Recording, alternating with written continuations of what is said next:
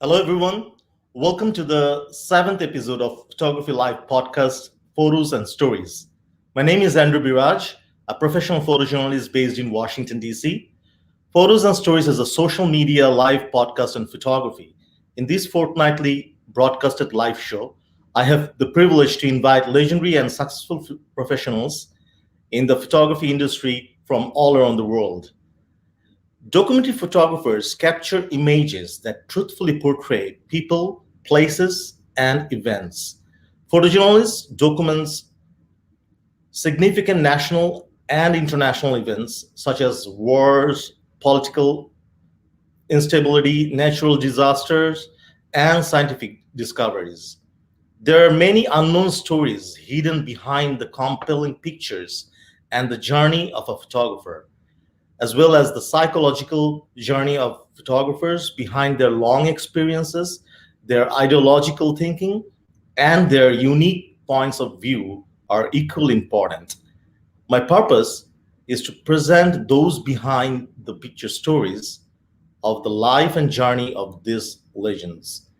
Today, in the seventh episode of Photos and Stories, it's my honor to present acclaimed Washingtonian photojournalist, co-chair of photography at U.S. National Press Club, adjunct professor of Howard University, Cheriss May. Please welcome Cheriss May. Thank you, Andrew. Thanks for having me today. It's an Thank honor to be sitting here with you.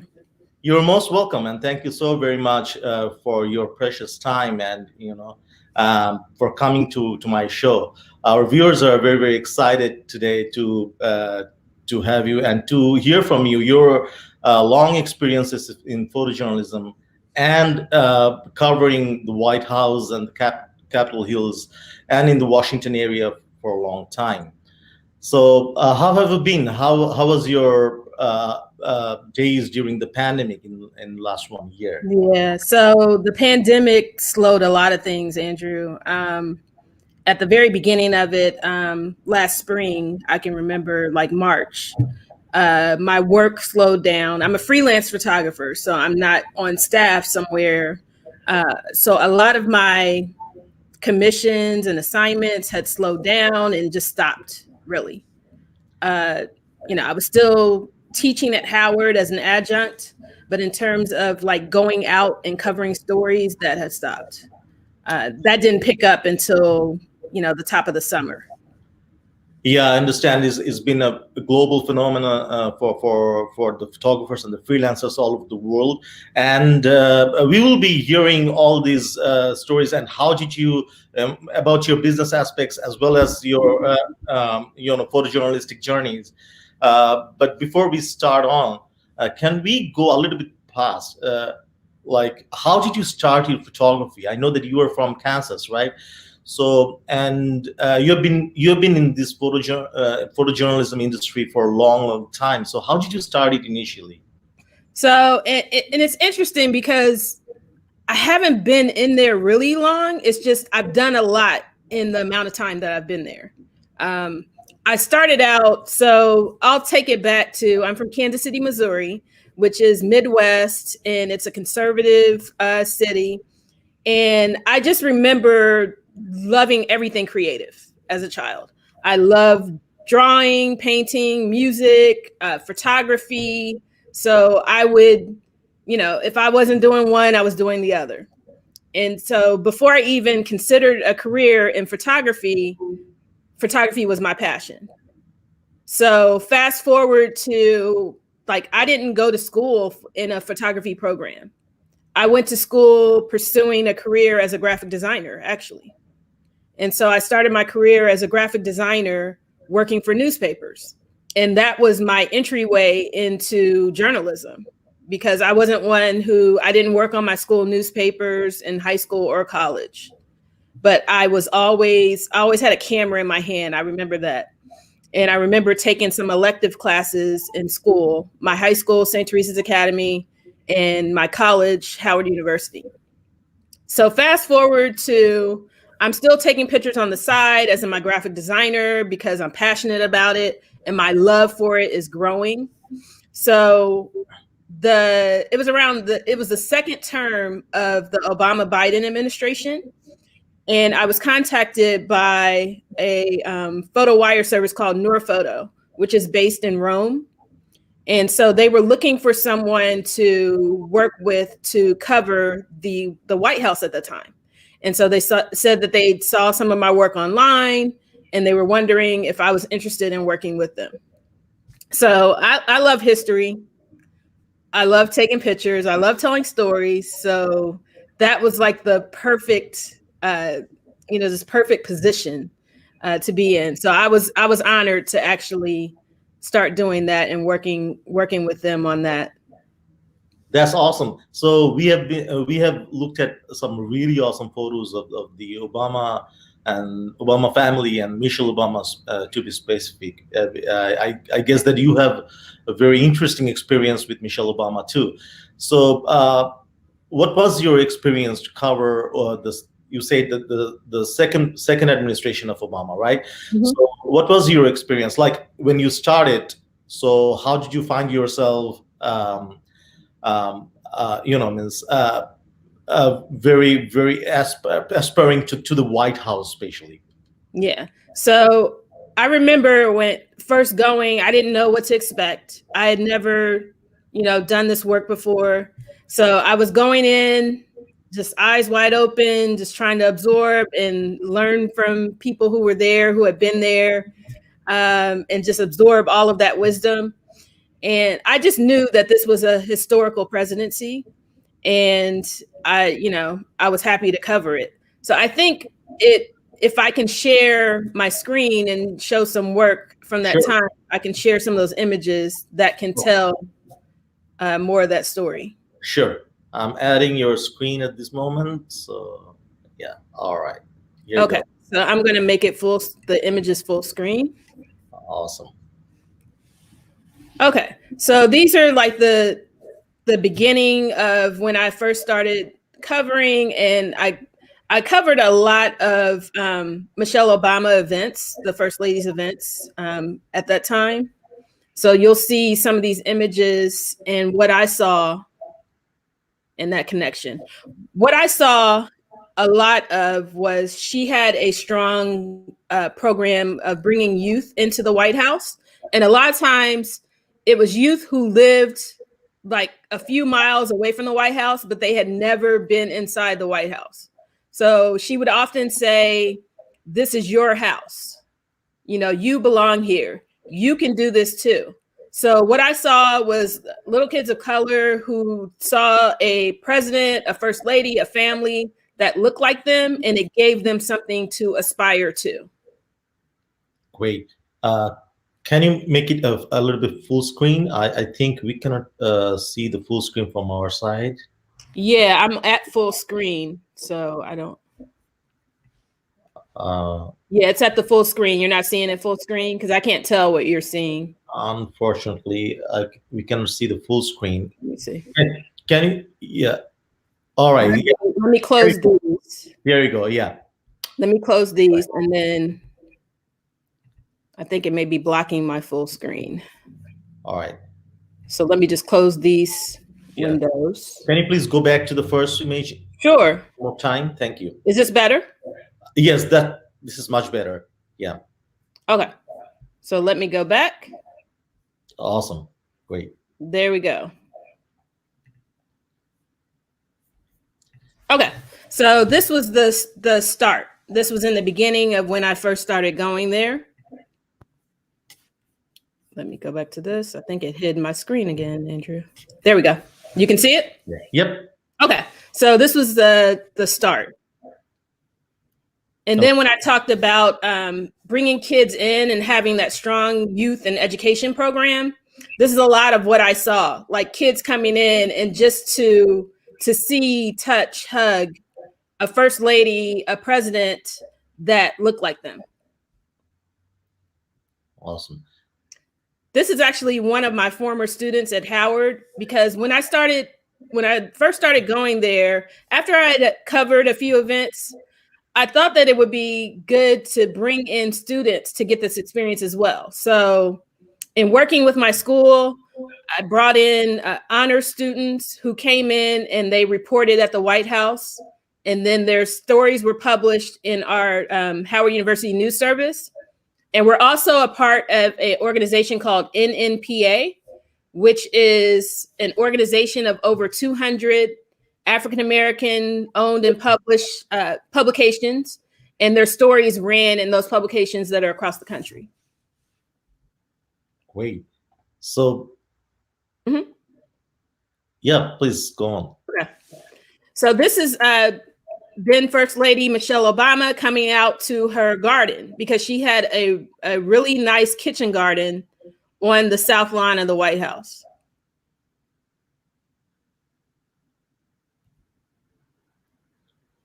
So this is in that kitchen garden, and President Obama would come out sometimes when she would have some events out there. So was there any special moment or any special experience covering Michelle Obama?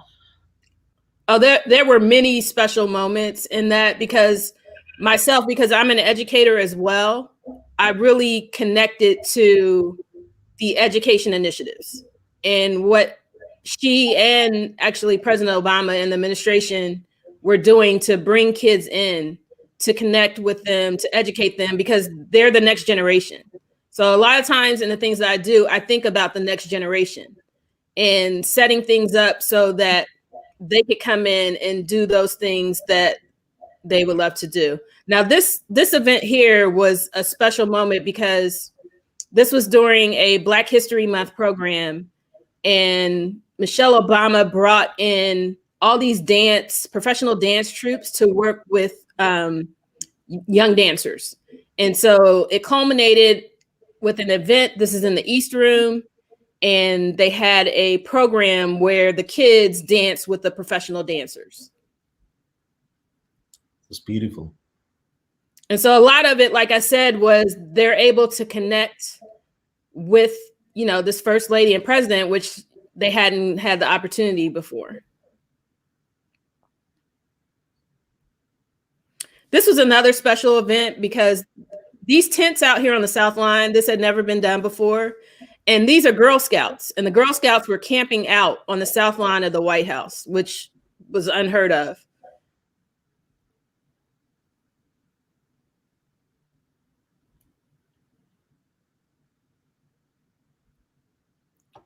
Did you ever have any personal encounter with her?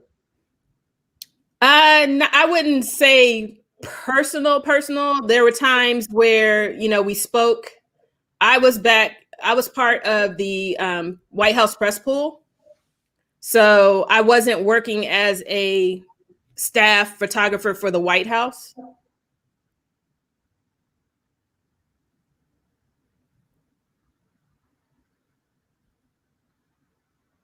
This photo here was special to me because a lot of the work that I do as a photographer is connecting with the emotion, connecting with the mood, with the person who I'm, taking the photos of. And this particular time, Michelle Obama was hosting a movie screening of the movie Hidden Figures. And so she had a panel discussion after the screening, and this was a screening for military families. And so after the screening, there was going to be a panel discussion with the director and the actors and actresses. And she was introducing the panel and just talking about the importance of the film. And so I felt the mood in the room change. It shifted. And she started to talk about the slaves that built the White House. And then that's when there was a moment where she just dropped her head, and it was a little emotional. And I connected with that moment there. And I'm going to step back from sharing my screen. This is a very compelling image. I would say like very bold and very, very beautiful image, of course. Thank you. This image tells a lot of stories and a lot of her personalities too. So like you have been covering the White House and the Capitol for a long time. So like, what's a typical day like in the White House, or in the Capitol for A you? typical day. Ooh. Sometimes it's typical, sometimes it's not. Um, it just varies. Like a lot of times you don't know what it's going to be until you get there. It may start out where you say, "Oh, nothing is really going on," and maybe a day of, I could say, during this the former administration, the Trump administration, it was going to the his golf club in Virginia. So a lot of that was waiting as he played golf, and then there were supporters and protesters right outside the golf club, and a lot of it was like very kind of ceremonial, signing executive orders, pretty straightforward, to the point where I felt as a photographer, I you always want to look for different ways to connect and different ways to tell that story.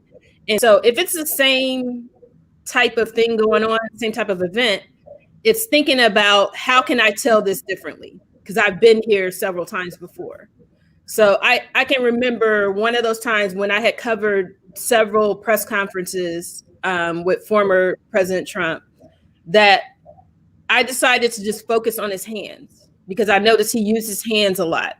So that particular day when I went in for the conference, I just strictly focused on his hands and the hand movement and allowed the language of the hands to tell that story for the day.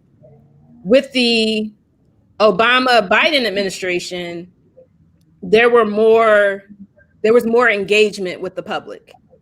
This was, of course, pre-pandemic. And a lot of things that are going on now hadn't happened. So a typical day there would be, there was some event that was going on where they were bringing in people from the community, kids, having programming from arts to sciences, having those kids connect with resources and things that would help them in their educational pursuits. There were medal ceremonies, Medal of Honors, Medal of Arts and Humanities. There was a range of things that went on during that administration. So did you ever face any challenging situation during that time?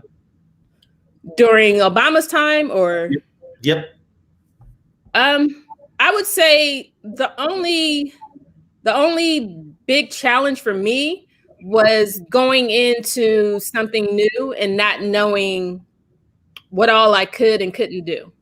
So it was, when I first went in, it was a time of being quiet and just observing and getting, soaking up the wisdom for those who had been doing this, because I was coming in new. So I'll even say, like Andrew, like first going in to cover the White House, like I felt very like apprehensive on, okay, where can I go? Like, where can I walk? Where can I not walk? Because I know there's certain protocols. And I was at the White House one day when someone had come in, had never been there before, and they tried to walk around to the front of the White House on the north lawn. And Secret Service was on them as soon as their foot touched the grass. And they were like, and the person was just like scared, like, I didn't know. So it's just things like that where you don't know, like little nuances, and okay, you can't walk there, you can't stand over here, you can't go through that door. You have to make sure that you're following these protocols. So I would say that was a challenge in getting to learn the system and learn the ins and outs of what I could and couldn't do. That's awesome. And then you continued working in the White House and the Capitol. There are like tremendous experiences covering Black Lives Matter, and also be a part of Black Lives Matter movement, being a Black woman photojournalist, as well as you covered the historical January 6th Capitol insurrections. So can we Sure. proceed to your Black Lives Matter photos? And um, like if you want to start a little bit, like Sure. how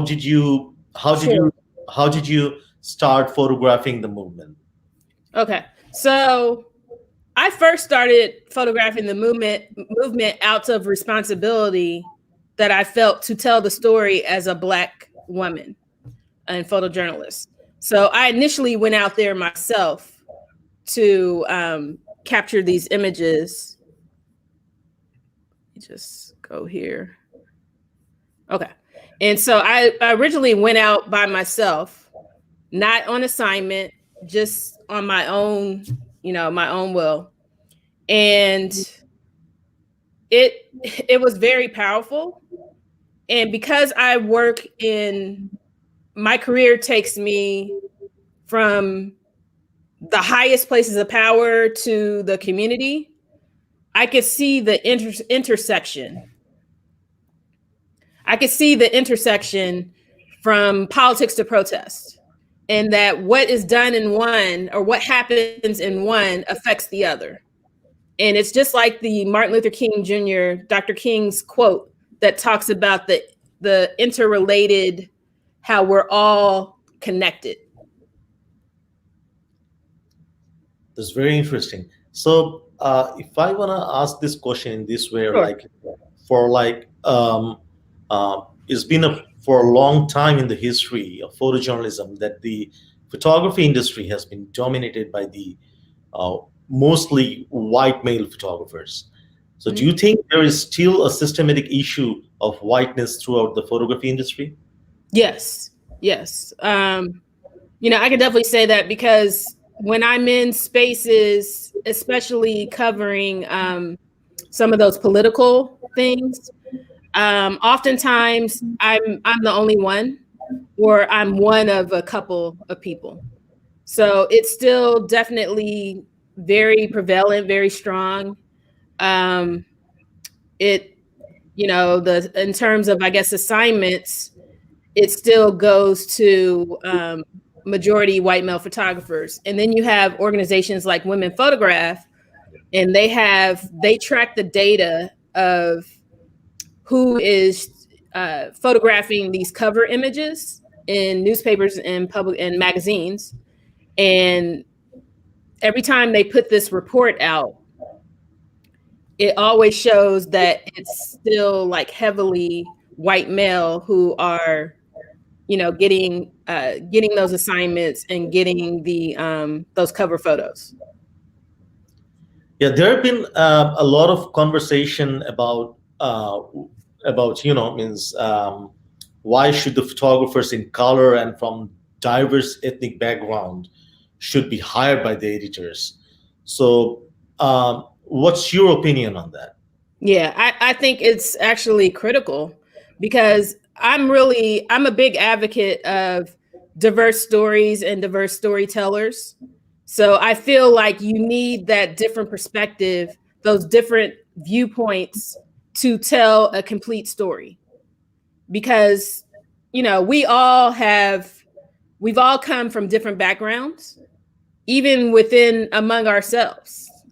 So to have those different eyes, that different lens to tell those story, I think you're doing justice for the people that you're presenting that story to or showing that story to, because then you're going to get that complete story. Sure. And I have also watched some of one of your personal project during the Black Lives Matter movement that you have been taking photographs of the families who participate in the Black Lives Matter movement. Do you want to talk about a little bit about that? So What? that was back. Let me scroll back. Sure. So this one was, and I'll go back to it. This was the start of a personal project that I started to work on. And this was birthed out of a conversation with my cousin. And my cousin, who is here, you see him here on the left talking, and these are his two sons, and this is his wife. with the two sons. So my cousin talked about, this was during, like, after George Floyd was murdered. And so my cousin was telling me how he and his wife were having difficult conversations with their two young sons right here. And they were asking like really tough questions. The youngest son, who was 6 at the time, asked him, why do white people hate black people? And then his oldest son here, who was 8 at the time, who's now 9, he asked him, well, his concern was he was scared to go out. And his concern was what happened to George Floyd could happen to them. So my cousin decided to take his family out, take his kids out, and show them the power of protest and how there are more people that are with you than are against you. So instead of going down to the area downtown where it was, a lot more was going on in terms of rubber bullets and, just different clashes between counter protesters, he decided to take the kids right in their neighborhood. So he invited me to come. I came. I brought my camera, not thinking about, that I was going to do a story, but I brought my camera to document. And then once I got there, I saw the power of what it was. I saw other families who were bringing their kids out here. I saw these kids who made their own signs. And I saw my cousin, who was standing here behind his younger brother, who started out scared. But by the end, because they did this over the course of like 3 weeks. And so by that last day, that last March, which was on Father's Day, my cousin, who was scared that what happened to George Floyd could happen to them, was actually leading the march. So, and he had his sign and he was holding it up and leading that march. So in seeing that, I reached out to editors at the New York Times, and they thought it was a good story too, because I thought it was a powerful story. And so they decided to have me work on, continue to work on that, and that they were going to run that story. So then they got a reporter who reached out to the families I had identified, and I, connected with the families, got portraits of each of the families, and it ran in New York Times parenting section. And from the parenting section, the Today Show saw the story, they liked it. And so the Today Show ran the story on their show. And so, I got people reached out to me who said that, they thanked me for doing the story. And they said, they too their kids were asking these difficult questions, and they were having these uncomfortable, conversations on race and social justice. And the kids were getting younger and younger than, what they knew previously. So they thanked me for bringing this story to light, because they felt like they too could do this in their own neighborhoods, because they wanted to show their kids too, but some people were scared to take their kids, into places where there was clashes going on.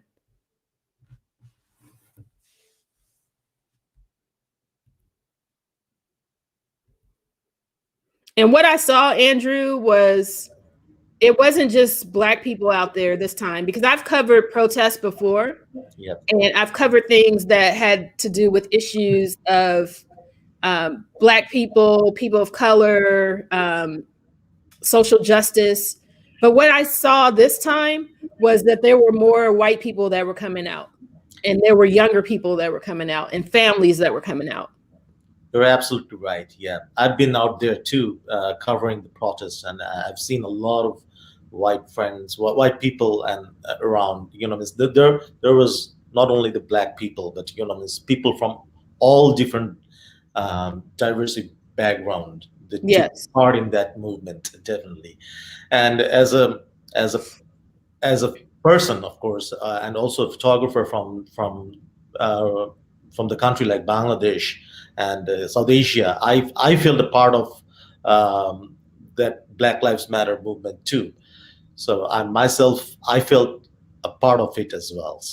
Okay. So I feel very connected to.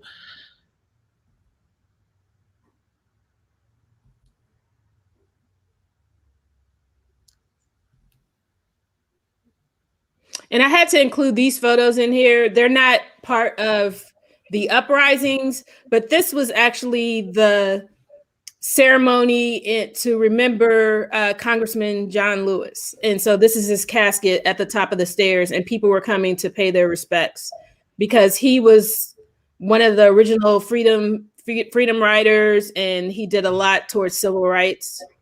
So I feel like it all tells that story. And this is the buildup to what happened at the Capitol on January 6th. So Cheriss, I Mhm. see while you covering these like very high profile and very important events, your pictures are not only about like generic coverage of a particular event, but your pictures tell stories, right? You have a lot of detail and emotion, and also like connectivity uh, within your pictures. So, how did you develop your style? Uh, how did you choose the way you want to tell this? You usually tell the stories. A lot of it, Andrew, is really organic. And I'm an empath, so I feel emotion. I connect to that. Um, so a lot of it is when I go out, and I'll talk about this a little. I'll pause on that to talk about it. So this is a perfect example of how I think and how I tell the story. So this particular day, this is at Black Lives Matter Plaza, and it was a really quiet day. Nothing was really going on. You had people out there, but it was really, really quiet. So I took some portraits. This is one of those times I was out covering for myself. I wasn't on assignment for anyone. And so it was pretty quiet. I had been there for a couple hours, and I said, you know what? I'm going to go ahead and go home. I think I have what I need. And as I'm getting ready to walk to my car, I see this commotion, and I see people standing around in a circle like a crowd, and they're looking up. And so I see this guy, his name is Mike D'Angelo. And I see him at the top of this traffic light with a Black Lives Matter sign.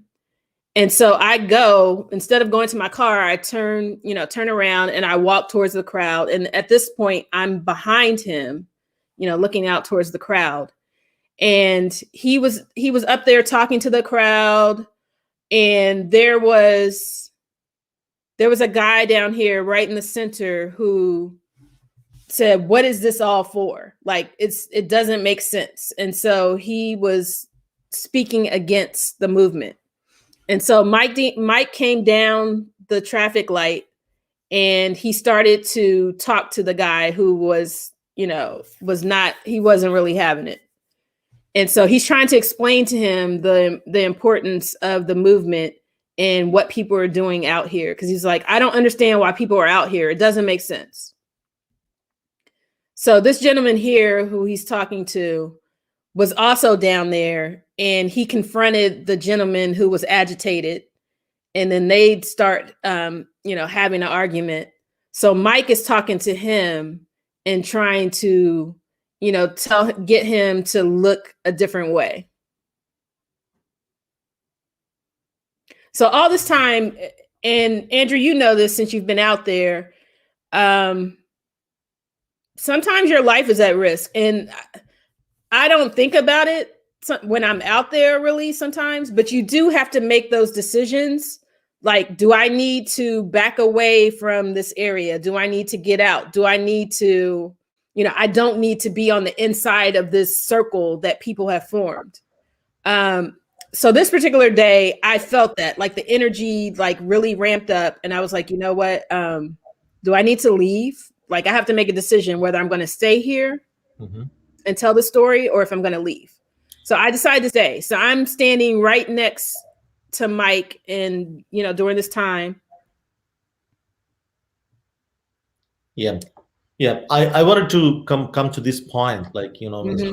how do you um, judge the situation by yourself, Yeah. where to photograph and where not to. So that is very important, being a photojournalist.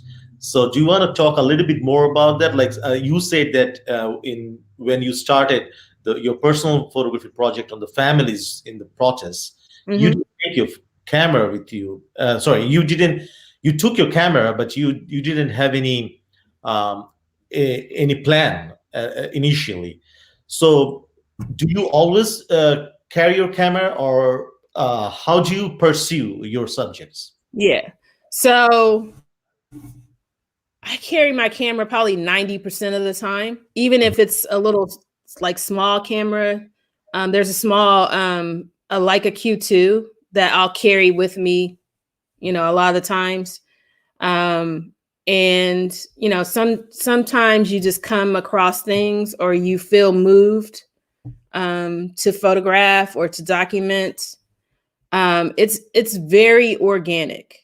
I will say, like, it's a lot of just going in and feeling the emotion, feeling the mood. So as you said earlier, like a lot of my photos, it's connecting with that mood, connecting with that emotion. So that's the way I look at it and treat it when I go out there.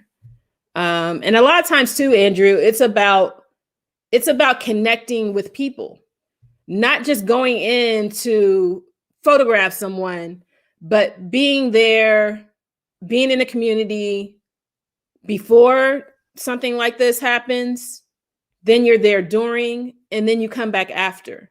So it's not just going in and taking and getting what you want and what you need, or going in to capture these photos thinking about a contest, because these are people's lives.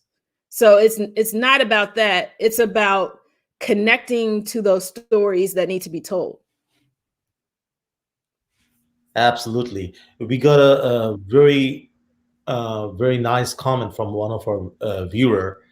He Craig Schreiner. He said that many news pictures of events feel dated after the moment passes, but your pictures have timeless quality. They bring a timeless quality to issues reporting. So, following his comments, do you want to talk about a little bit like how, when do you think that the photograph could go timeless? I think, and thank you for that comment, that compliment. Um, I think it's timeless when you're telling a story with purpose. So I think when you are able to tell that story with a purpose, that it's going to live on. It's going to have that timeless quality to it because it's something that is innately important, inherently something that we need to look at. Whether it's shining a mirror, holding up a mirror and showing us who we are as people, as a country, and a lot of that ties to who I am. I have to look at myself. And I say, like, often, especially when covering a lot of these uprisings and the Black Lives Matter movement, and I say this for anything really, as a photographer, what is your purpose? Why are you out there? Because your purpose is going to dictate how you move. Your purpose is going to dictate how you connect with the people, the scene, and everything. So if your purpose is to go out there and shoot these award-winning photos, then you're going to miss that connection with the people that you're photographing. And I think in anything, when you're out there at these times where there's trauma, there's pain, that you need to do that with some respect and actually connect with people and not just exploit them. Yeah, I wanted to tell a little bit about these things. Like whenever a photographer won win an award with any of his or for her photographs, I think that's also from out of a purpose too, right? So it Mhm. means most of the great works have been produced not to not to win any award, but it usually most of the time the the works which has purpose get the awards. Do you agree on it? Yes. I would tend to agree with that a lot of the time. I think sometimes though there is a tendency for some of the Yeah. competitions and awards to, that's not the case. And it's what happens. You see like this gripping photo, but it's, with the intention and purpose behind it was exploitation. So, I mean, that does happen, but I think that more times than not, there is that, acknowledgement, for those things, like as you said. Yep. So you are an educator too. You teach in the Yeah. Howard University, and as well as you're part of the teaching program of the Adobe too. So and you do a lot of lectures all around. So you have a lot of students. Do you think like in our photography education, is there any proper means is there any proper direction to how to market your career, or how to be a successful as being a photographer, so professionally, rather than only taking picture, the art of taking pictures or the aesthetics? Yeah. I think that speaking from, so as a student, if this is something that you want to do, if you want to be a photojournalist, if you want to be a storyteller in this, I think that programs can, I'll put it this way. I believe that educators and programs can help lead them, but it's going to have to come from within them, because the main thing is those, and this is what I say to my students all the time: tell your story. So whatever that is, that story is what's connected to you, what's important to you, what's beside you, what's around you. So if you, as educators, and this is what I strive to do, if I can encourage my students to tell their stories, if I could help guide them to realize the power of their voice, the power of their lens, then everything else will fall into place. And I think I may have lost Andrew. No, no, no, I'm here. No worries. Yeah. I think everything else falls into place. Okay. So I So believe my job as an educator is to help guide, but I don't want to put my viewpoint, my lens, my story onto them. I don't want to project it onto them. I want them to have that for themselves. yeah. I want to jump into your photographs during Okay. the January 6th Capitol insurrection. But before that, I want to ask one more question about this. Like, we know that the photojournalism industry is struggling a lot. Especially, it has been struggling for a long time, and then when the COVID hit, the photojournalist industry was really really affected. But still, we always say that there are a lot of stories to say, and we need more original photographers from all around the world. Being said that, and having this kind of reality, so where do you want to balance a photographer's life, taking photography as profession? Hmm. So how's the balance, you asked? Yeah, like the business is if the photographers don't see, an aspiring photographers doesn't see any prospect in their business or in their Mhm. profession or in their career. At the same time, they're getting motivation to produce more work. Mhm. So where do they need to balance between these two? Um, hmm. I would say if you do the work and continue to do the work, then you'll connect to those opportunities for the business side, or to, to get the assignment so that you can take care of yourself financially as a freelancer. Speaking from the freelance point of view, a lot of it, and just as you were saying before, in terms of like the work had pretty much stopped and slowed up for freelancers during the pandemic, the beginning of the pandemic.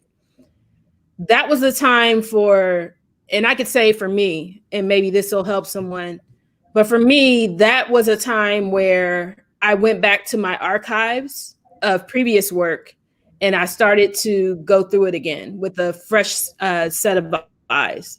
Because a lot of times, if you kind of get into the thing of you're taking pictures, going from one event or assignment to the next, you can lose some things in there. And sometimes what I found is when I went back to revisit my work, older work, that it gave me a new sense of motivation. It gave me the strength to say, you know what, I'm going to keep doing this. I'm going to persevere. Because, you know, there was a time in the beginning where I was like, okay, I don't know what I'm going to do because my primary, you know, source of income is photography. So, you know, with the work just pretty much drying up, it's like, what do I do?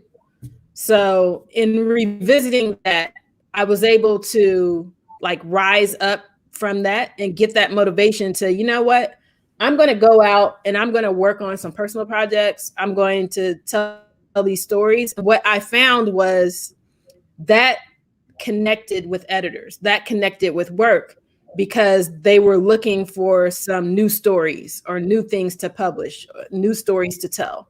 So I think it's a matter of just not withdrawing, but continuing to do the work that will help create that.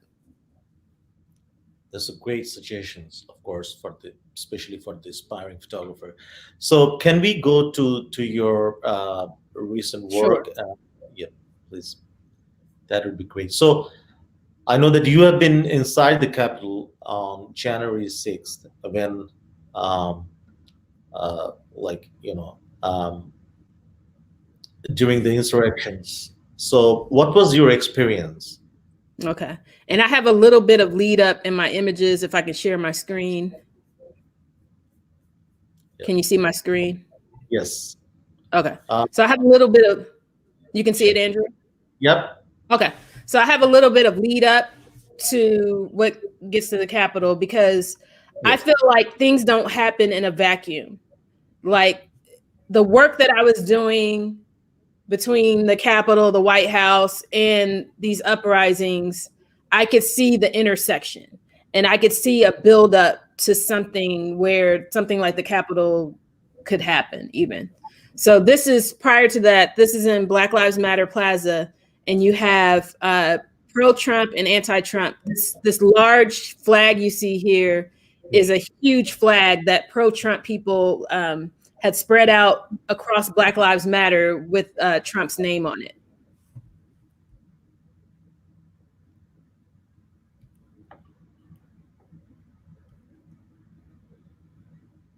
The emotions were really high leading up to that. There's anger, there is pain, and then there's celebration, because this was during the time that the news had declared that Biden and Harris won the election. Won the election, yeah. When was it, to be precise? On November 7th, I guess? Yes. Yes. I was there too, yeah. So this was July 4th of last year. And this particular day, I was covering the White House for the New York Times on assignment. And at the same time, I'm here at the White House on July 4th. I'm hearing protesters outside the White House gates. So you had like two kind of polar opposite things going on. You had Trump talking about his accomplishments, talking about protecting the monuments.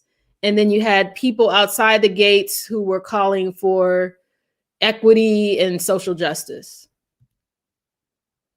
So this starts, this is January 6th at the Capitol. Started out very quiet. Andrew, as you say, what does a typical day look like? So it starts out like this at the Capitol, very quiet, not a lot of activity going on, just, being ready for whatever event is going on that particular day. Yeah. Before, since you have been covering the White House since the Obama administration, so you also covered the last 4 years of Trump, right? Yes. So, um, like, have you ever being a Black woman photographer? Like, how much was it challenging for you in the past 4 years? Well, for me, like, I'm so focused on the work and the story. And I'm such a big advocate and believer of different viewpoints and different lenses. So, as I'm going in covering, I'm focused on what stories are there to tell here. So that's the perspective, that's the lens that I was coming from, is from my perspective as a Black woman, what does this story look like? And so that's pretty much what I was focused on at that time. And outside of that, of course, there were big differences from the Obama administration to the Trump administration. I could see that firsthand in covering both. So the halls were quiet in the Capitol. This was before the Congress people, started to come in. I stepped outside and I saw where they had the bike racks kind of barricading some pro-Trump MAGA marchers. Stop the Steal. They had the Stop the Steal signs, but it was outside the Capitals, and they had Capitol Police that were like guarding.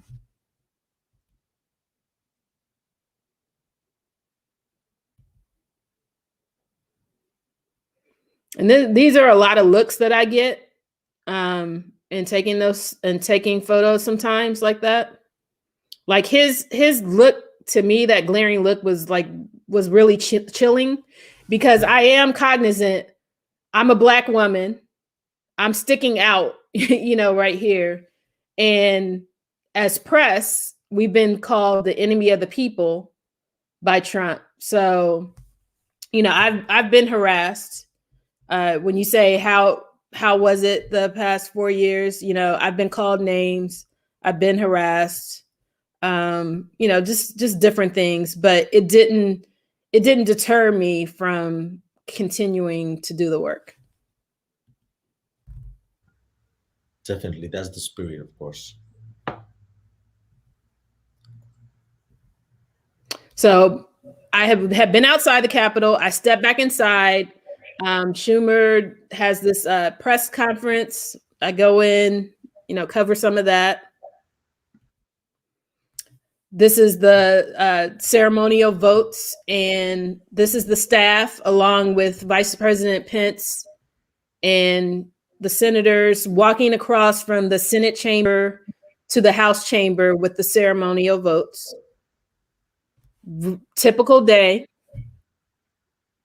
This is them crossing through Statuary Hall to go to the House chamber.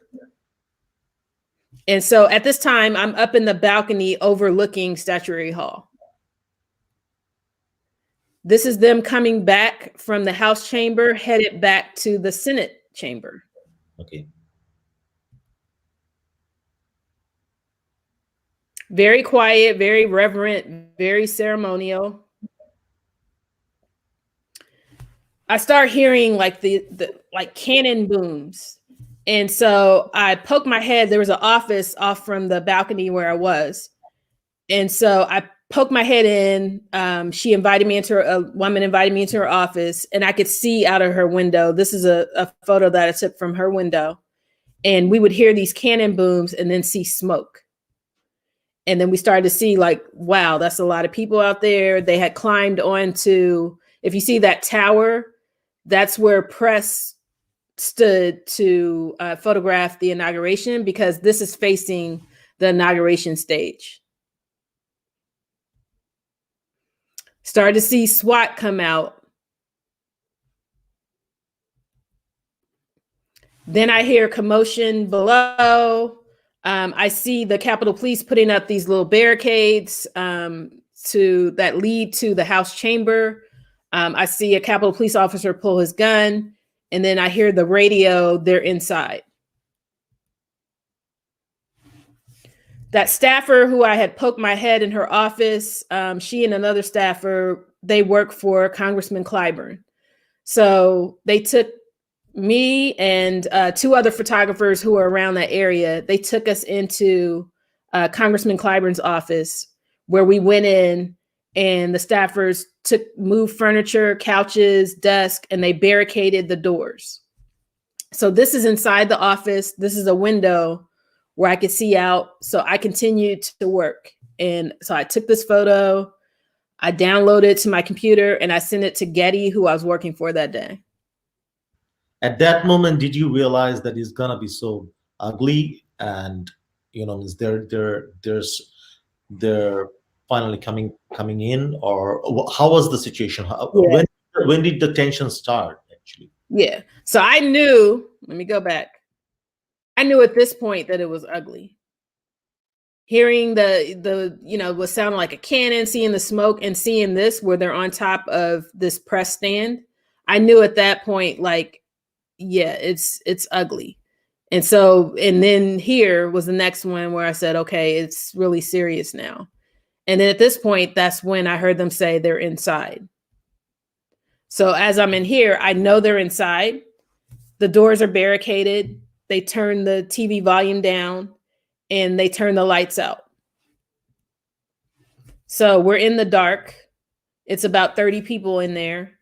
And a couple of times, so Congressman Clyburn's office is above Nancy Pelosi's office. So we could hear the commotion downstairs. And a couple of times they came to the door and they tried to get in as people were pushing the barricade, the furniture up against the door as they're trying to push the door open, and they're yelling out who's in there.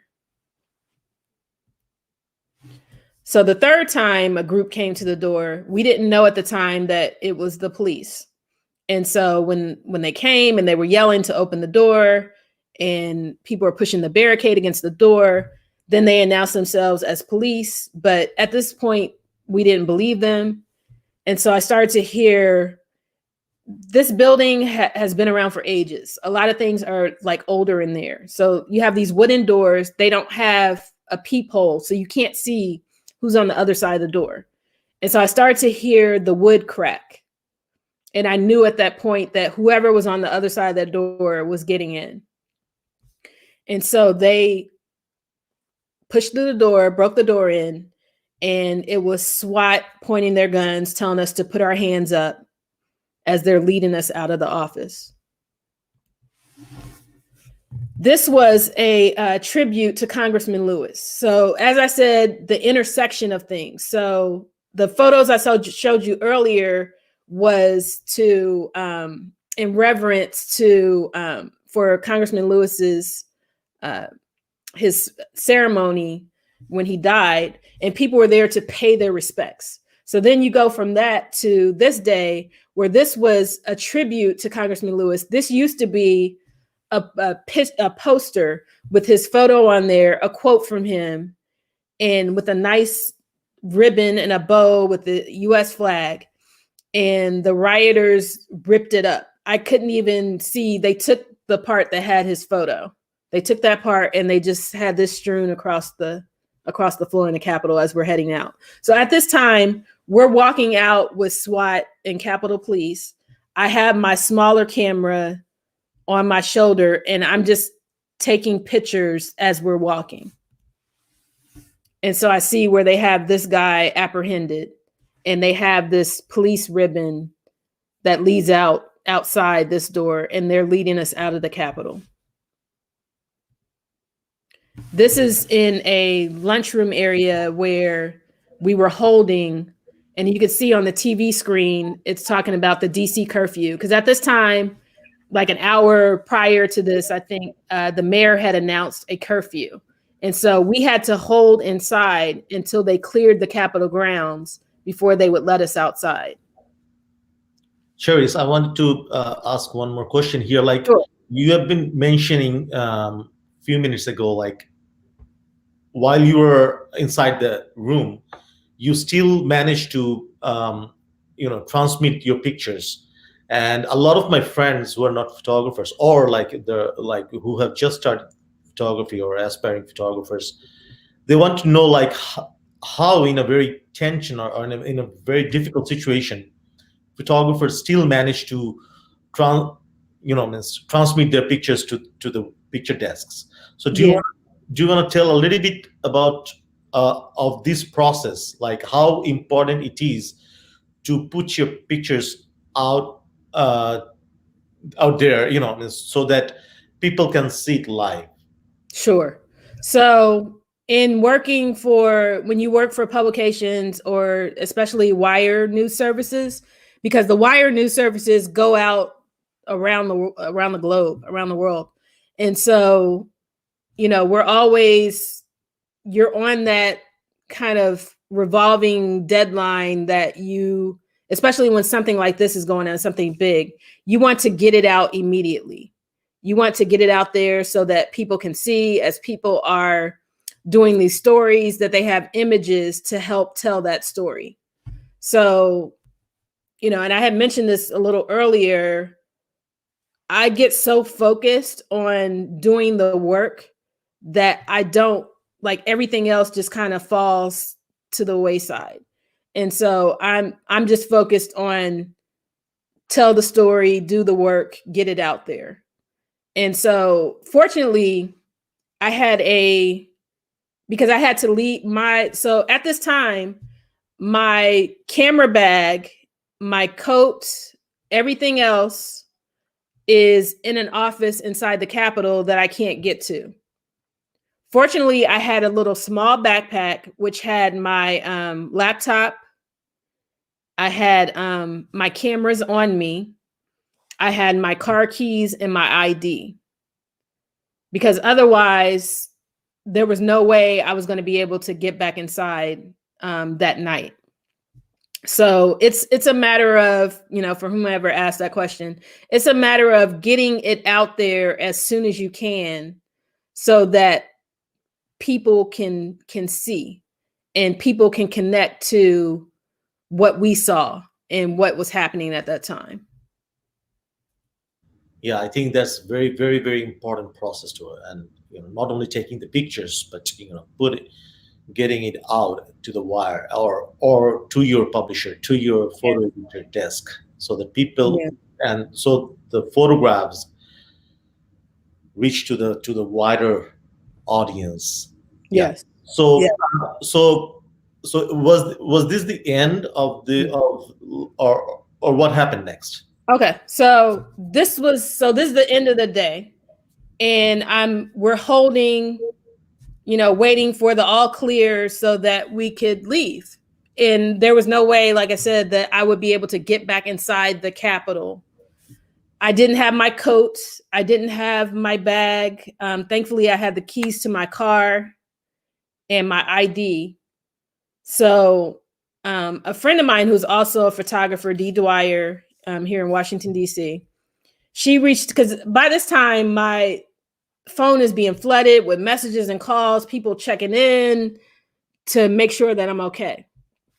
And so my friend Dee reached out to me and she said, "Where are you? Do you need anything?" So at this time, my car is all the way on the other side of the Capitol, like a few blocks from there. So I said, "Yeah, can you come as close as you can and get me to my car?"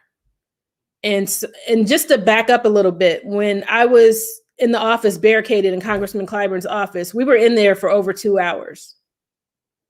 And we didn't really know, we couldn't see outside the door to even know what exactly was going on.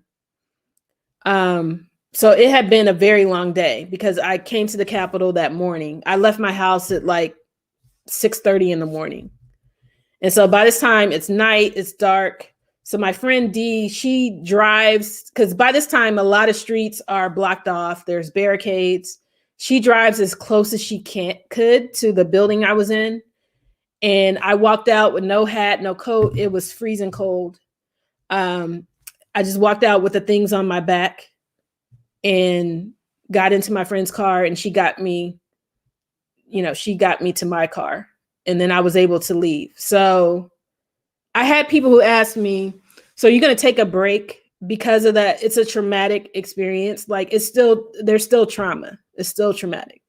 Certain things, certain times, certain things I may hear or see will trigger, and I'll replay, the things that happened.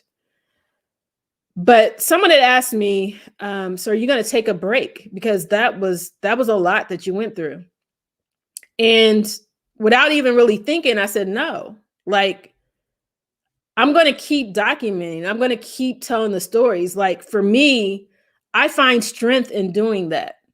Just as I said earlier, in finding that strength and revisiting my archives, revisiting work that gave me that. So the very next day I had an assignment, a portrait assignment to photograph Gabby Giffords. And this could not have been more divine timing than to have this assignment, because Gabby Giffords should very well not be here today for what happened to her. And being at close range, she was shot in the head. And for her to be here, she's the picture of resilience. And for what I went through, to connect with someone who had been through such a traumatic experience that I'm sure she even to this day probably relives some things, but she's persevered and she's moved on. And so to be able to spend time with her, and then she's encouraging me, she's apologizing for what I went through yesterday, the day before. And then she told me, move ahead. And so that's what I did. So I went back to the Capitol to retrieve my coat and my bag and everything else that I had to leave the day before. And this is what the Capitol looked like at that time. So they had started putting up this non-scalable fence. You could still see where windows were broken out and they had boards placed. I saw these are like the zip ties that you used to handcuff people, but this was it looks like a noose, and it was hanging from one of the doors that I saw when coming in. So this is behind the non-scalable fence. Yeah, I must have to say that was a very powerful inspiration, of course. Getting motivated, or like getting strength from keep moving on. Yes. So that is very important, of course. A lot of time we get demotivated, we get a lot of frustrations from different situations. But being a photojournalist, it is very important to keep pushing, keep photographing, keep documenting the thing, of course. Yes, most definitely. So the last few photos that I showed that I went through, this is when the National Guard had been deployed, and they're here around the Capitol and Capitol Hill area preparing for the inauguration. And this is like after the insurrection happened at the Capitol. So this is in the White House press briefing room during the last days of Trump. And everywhere you went, Andrew can attest to this, around DC, you saw National Guard. Yep. They were all over. So to go from this and then to get a call to take a portrait of Dr. Jill Biden, who is now the First Lady. And I wasn't sure if I'd be able to share this, for years to come. Mm-hmm. But I got the call that you can share this. The photo is actually on the White House website. Yeah, I saw it on your Facebook post, and that was really awesome. I want to congratulate you, of course. Thank you. And so then we fast forward to the next, that was the week before inauguration. We fast forward to inauguration. So this is the Bidens and now VP Harris and the second gentleman heading up to the Capitol for the inauguration.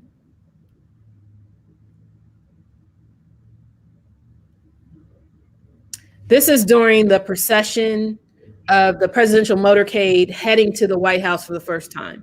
And so this inauguration was different from inaugurations past because it was not open to the general public. So all you could see was along the procession route were police, park police, Capitol Police, all police departments, fire department, all forms of security. And then there was Howard University's band that actually led Vice President Harris into the White House. And because Vice President Harris, like myself, is an alum of Howard University, where I teach. Yes. And so this is along the procession. By this time, I had got out of the motorcade and I'm walking now. And so I'm in front of President Biden and First Lady Dr. Jill Biden, taking pictures of them as they're first coming to the White House. And so this is them coming into the North Portico, heading up to the stairs, and then at the top of the stairs for the first time waving. And that's the last slide.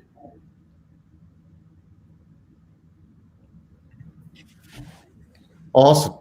Such great experiences. Thank you so very much for sharing all the images and all the behind the picture stories.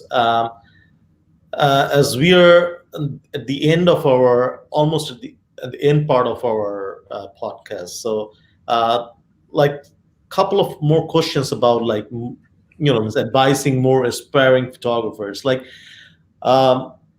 What will it take to get more Black women represented in your field? Like how can we get to a place where we have more Black creative and creative storytellers and photojournalists or the documentary photographers? Sure. So I think one of the big things is to have organizations that advocate for that. They have organizations that have resources, whether that be connecting to mentors, connecting to editors, connecting to training, connecting to equipment, because this is expensive. It's not cheap, as Andrew knows. It takes money for the equipment needed to do the work. So you have organizations like where I'm the immediate past president of an organization called Women Photojournalists of Washington, WPOW. Then you have Diversified Photo, Authority Collective, Black Women Photographers, and you have Women Photograph. And these are organizations that advocate for this diverse storytelling and storytellers. And they also have resources to help with things like when you need PPE, because, as you know now, because of what happened at the Capitol, there's more of that push of, okay, you need certain equipment like gas mask and vest and goggles that you didn't think about before as a photojournalist needing to do the work. So it takes organizations like that who are pushing for that. And it takes, as photographers, connecting to that. And it takes photographers as myself, as a Black woman, doing the work and opening the door and showing that it's a good thing to have these different voices. It's a good thing to have a different lens to tell the stories in different ways. Absolutely. So what is your one single advice to the young aspiring photographers, particularly for the Black women photographers who are trying to break through in the industry? Yeah. And this, I'll go back to what I said, I tell my students is Sure. Tell your story. Because if you can connect to telling your story, then that's going to help develop your style. But it's also going to bring in these new viewpoints and these new stories that haven't been done before. Because no one can tell your story as good as you can tell it. You're the only one that can tell that. And so, especially now at this time, because people are more receptive to listening, to hearing, to seeing, because of everything that's gone on, then you have a captive audience at this time. And they're looking for something different. They're looking for something new. So use this opportunity to tell your story.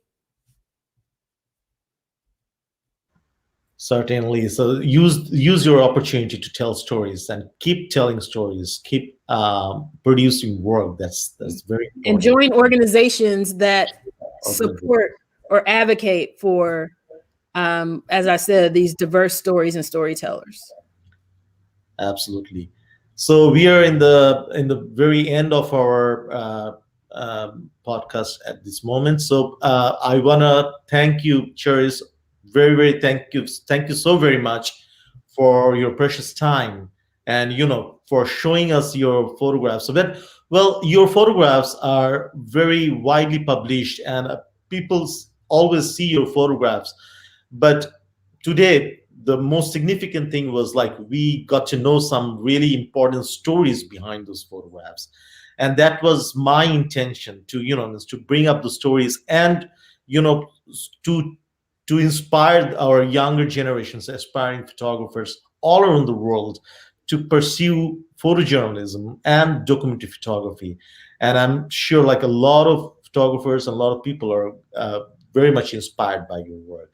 Thank you so very much, Cherry. Well, I want to thank you, Andrew. First of all, thank you for having me today. Thank you for those who are listening today and those who will see this, later on in the rebroadcast. But Andrew, you're doing important work to shine that light on people and photographers who are doing this work from different lenses, and pulling the curtain back and looking behind the scenes, which I think is really important to the next generation of photographers and those who come after us who want to do this work. So I thank you for the work that you're doing. You're most welcome. I thank you again, and we all wish you a very, very safe and healthy, career in future, of course. And we look forward to see your more compelling photos in future days. Thank you. Thank you. You have a very good rest of the day. Thank you, You Cherry. too. Thank you. Thanks. So, viewers, it is my constant effort to present legendary and successful photographers from all around the world and stories behind their legendary photographs. So, all my last 6 episodes and this one will be uploaded on my YouTube channel and on my website, which is www.andrew-biraj.com/photo stories, and my Facebook YouTube channel is like www.youtube.com/user/Andrew Biraj. So I will appear in the next episode with a new guest, with another spectacular photographer, and with some amazing stories. Until then, stay tuned.